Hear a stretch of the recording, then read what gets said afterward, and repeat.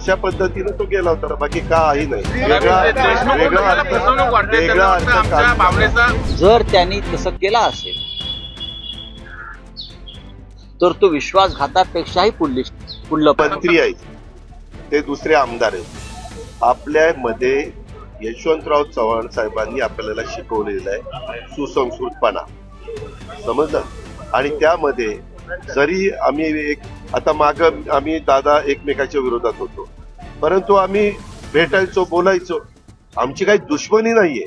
आमची विचारधारा त्यावेळेस वेगळी होती, आज आमची विचारधारा जुळलेली आहे आणि त्या पद्धतीने आम्ही पुढे चाललेलो आहे. त्याच्यामुळं त्यांचे पूर्वीपासूनचे संबंध आहेत. तू आजारी पडला आणि तुझं एखाद्या पत्रकाराशी जमत नसलं तरी आपला सहकारी पत्रकार आजारी पडला म्हणल्यानंतर एक माणुसकीच्या नात्याने भेटायला येतोच ना तुला, की बाबा लवकर बरा हो, तुला शुभेच्छा आहेत. अशा पद्धतीने तो गेला होता, बाकी काही नाही. आमच्या भावनेचा बाजार मानला गेला प्रशासनाकडनं. देशमुख कुटुंबियांचं म्हणणं आहे की आमच्या भावनेचा बाजार मानला गेला प्रशासनाकडनं. देशमुख कुटुंबियांच्या घरामध्ये इतकं ते निगरूनपणे त्या सरपंचाची हत्या झालेली आहे की कुणालाही तसं वाईट वाटणारच.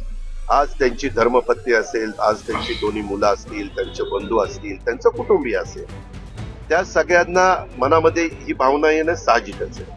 कुठल्याही कुटुंबावर अशा प्रकारचा आघात कोसळल्यानंतर प्रत्येकाला ती भावना येते. शेवटी मन आहे, माणुसकी आहे. त्याच्यामुळे त्यांचं म्हणणं रास्तच आहे. आमचा प्रयत्न आहे CID, नंतर SIT, नंतर तुमचा न्याय व्यवस्था, या तिघांच्याकडनं लवकरात लवकर त्याचे रिपोर्ट यावेत.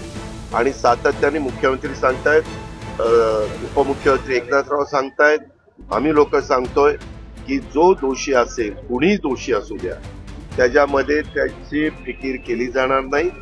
ज्यांच्यापर्यंत ते दागेदोरे पोहोचतील त्यांना कडक मधलं कडक शासन केलं जाईल. हे स्वतः राज्याच्या प्रमुखांनी बीडमध्ये जाऊन देखील परवा सांगितलेलं आहे. दादा त्याला वेळ लागतो, वेळ लागतो. कुठल्याही गोष्टीचा तपास करावा लागतो.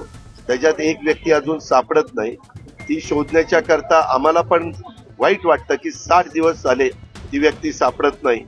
असं होऊ शकत नाही, परंतु दुर्दैवाने ते घडलेलं आहे. पण आम्ही सगळेजण ते तपासण्याच्या करता जे ज्या काही यंत्रणेला मदत पाहिजे ती पूर्णपणे कुठलाही राजकीय हस्तक्षेप न होता आम्ही महायुतीचं सरकार करतोय. एका प्रमुख नेत्यानं त्या क्षणीच सांगितलं होतं की सुरेश धस यांच्यावरती विश्वास ठेवू नका. आम्ही जेव्हा म्हणतो की सुरेश धस या लढ्याचं नेतृत्व करतायत आणि ते न्याय देतील देशमुख कुटुंबियांना, त्यांच्यासाठी हा लढा आहे. मला तेव्हा लोकांनी समजवलं की तुम्ही धस यांची बाजू घेऊ नका. धस हे कधी पलटी मारते. धस, मुंडे आणि वाल्मिक कराड एकच आहेत. ही लढाई त्यांच्या स्वार्थाची आहे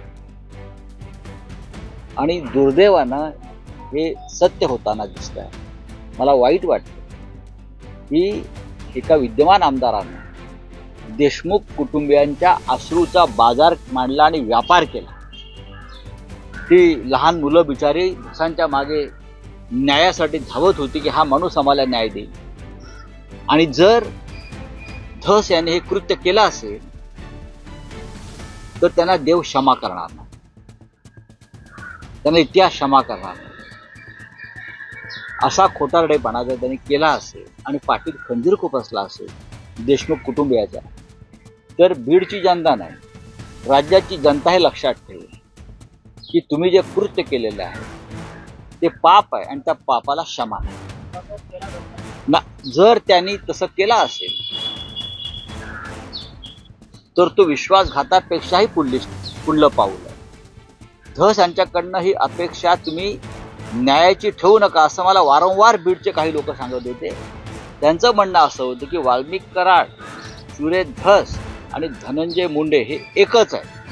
एका नाण्याला 2 बाजू असतात, ह्या 3 बाजू आहेत. पण मी विश्वास ठेवला नाही, तरी मला अपेक्षा आहे की धस यांच्याकडनं असं कोणतंही कृत्य होणार नाही. पढ़ते रहिए fight against criminal daily newspaper.